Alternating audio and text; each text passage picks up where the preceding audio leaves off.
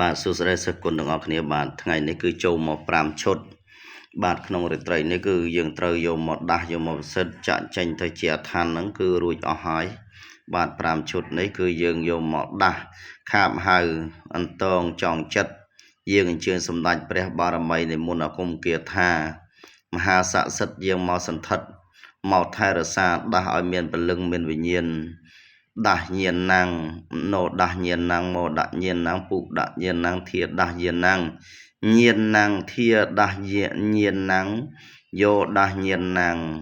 ឲ្យមានពលឹងមានវិញ្ញាណណោអឋានអហេណោអឋានណោមកអឋានណោពុអណោអឋានធាយោអឋានយោ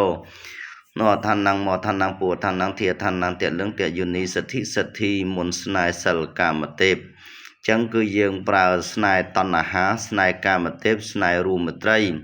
ដាស់ឲ្យមានពលឹងមានវិញ្ញាណដាស់នៅវត្ថុស័ក្តិសិទ្ធិដែលយើងសាងចេញពីប្រទាលយើងដាស់ប្រទាលឲ្យមានពលឹងមានវិញ្ញាណទៅបានយើងចូលទៅក្នុងការខាបហៅអន្តងចងចិត្ត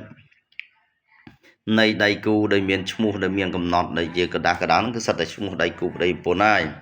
ចឹងយើងធ្វើកិច្ចមួយអាទិត្យទៀតមិនមែនធ្វើភ្លាមឲ្យកូនសិស្សភ្លាមទេហើយកមួនបងប្អូនមើលទៅមិនមែនកមួនកយ៉ងទីនទេណាកមួនស្នេហ៍សាងចេញពីផ្កាប្រទាល100មុខណាមិនចេះតែលុំទេបាទហើយសិស្សគុណទាំងអស់ណាអ្នកមានជំនឿជឿជាក់យកទៅគឺបានផលទាំងដៃគូបានផលទាំងការរស់ស៊ីបាទហើយ